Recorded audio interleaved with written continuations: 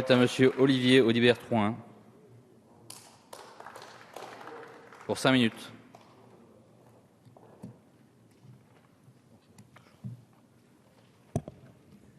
Monsieur le ministre, Monsieur le Président, mes chers collègues, Monsieur le ministre, en 2013, lors de l'examen du projet de loi de programmation militaire, nous vous avions fait part de nos inquiétudes et de nos réserves qui justifiaient notre opposition à ce texte, lequel ne répondait pas, selon nous, ni aux enjeux ni aux menaces auxquelles la France devait faire face. Nous avions notamment souligné le caractère très aléatoire des 6 milliards de recettes exceptionnelles qui obligeraient inévitablement à revoir la LPM avant son terme, du fait de l'inadéquation entre les objectifs annoncés et les moyens mis en avant.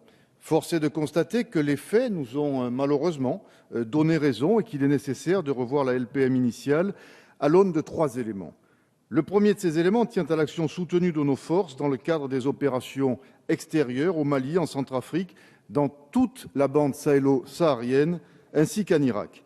La LPM se fondait sur des hypothèses de réduction de l'activité en opérations extérieures par rapport aux années précédentes. Or, l'année 2014 a vu, tout au contraire, le déclenchement ou la montée en intensité de plusieurs opérations extérieures. Sur le plan des matériels, ces opérations ont fait apparaître ou rendu plus urgents des besoins capacitaires auxquels il faudra répondre, en particulier pour nos forces spéciales.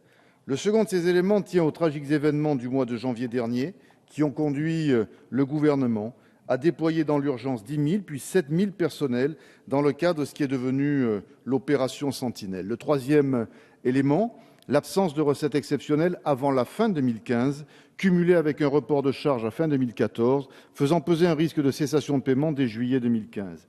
Force est de constater que certaines interrogations, si elles ne sont pas nouvelles, ont tendance à s'aggraver. Les phénomènes de report de charges, notamment, évalués à plus de 3 milliards d'euros à fin 2014, sont toujours aussi inquiétants et lourds d'incertitudes pour l'avenir. La nécessaire actualisation, dont le besoin de financement s'élève à 4,8 milliards d'euros, repose sur plusieurs piliers. Le premier de ces piliers est la disparition d'une très grande partie des recettes exceptionnelles, remplacées par des crédits budgétaires. Nous le saluons, Monsieur le ministre. Le deuxième pilier, une moindre déflation des effectifs de la mission défense, cette atténuation à hauteur de 18 750 équivalents temps plein, à un coût de 2,8 milliards d'euros sur la période 2016-2019. Le troisième pilier, l'achat d'équipements nouveaux pour 1,5 milliard et un effort sur l'entretien programmé des matériels de 500 millions sur la période. Sur ce dernier total de 2 milliards, la moitié provient de crédits budgétaires supplémentaires et l'autre moitié du redéploiement de crédits qui seront, selon un pari sur l'avenir, économisés d'ici à 2019 grâce au ralentissement de la progression des indices économiques, notamment de l'inflation et du prix du pétrole.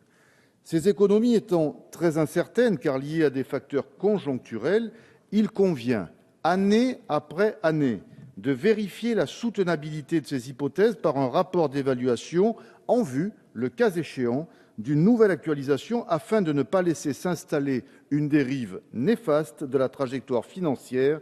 Tel est le sens de l'amendement que j'ai déposé à l'article 4. Par ailleurs, les recettes de la programmation militaire laissent apparaître des ressources exceptionnelles à hauteur de près d'1 milliard qui proviennent du produit de cession immobilière. La loi de programmation militaire 2014-2019 avait introduit une clause de sauvegarde portant sur les recettes exceptionnelles. Cette disposition vise à garantir la sincérité de la programmation financière. Il aurait été opportun de pérenniser cette clause de sauvegarde afin de ne pas remplacer un aléa par un autre aléa, comme l'a rappelé le chef d'état-major des armées lors de son audition par notre commission. Malheureusement, l'amendement que j'avais déposé en ce sens, volontairement dans les mêmes termes que ceux repris dans le texte initial et déjà voté en 2013, n'a pas été jugé recevable. Comment, Monsieur le ministre, cela peut-il être acceptable? Valable au Sénat en 2013, valable ici même en 2013 et irrecevable en 2015. La lecture de la Constitution est bien à géométrie variable. Je note également que la présidente Patricia Adam, dans son rapport, a regretté ce rejet.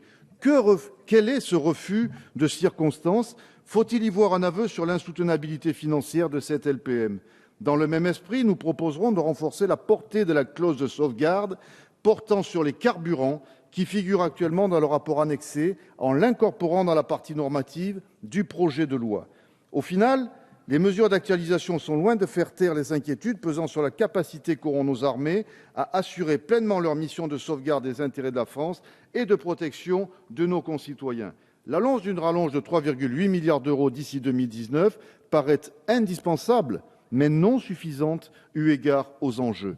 Le compte n'y est pas, parce qu'à la fin de 2014, le budget des armées affichait un report de charges de 3 milliards d'euros, parce que les OPEX budgétés à 450 millions d'euros par an ont un coût réel de l'ordre de 1,2 milliard, parce que le surcoût de l'opération Sentinelle pérennisée est de l'ordre de 300 millions d'euros, parce que les 18 500 postes supplémentaires nécessaires pèseront pour 700 millions d'euros par an sur ce budget, parce que la remise en condition opérationnelle des matériels est très largement sous-évaluée du fait de nos engagements à l'extérieur. Votre effort personnel, monsieur le ministre, est à saluer, mais vous êtes prisonnier d'une majorité qui ne vous a pas permis d'aller là où la communauté militaire vous attendait. Et dans les circonstances actuelles, cela s'appelle une occasion manquée. Merci, Monsieur Audibert. La parole est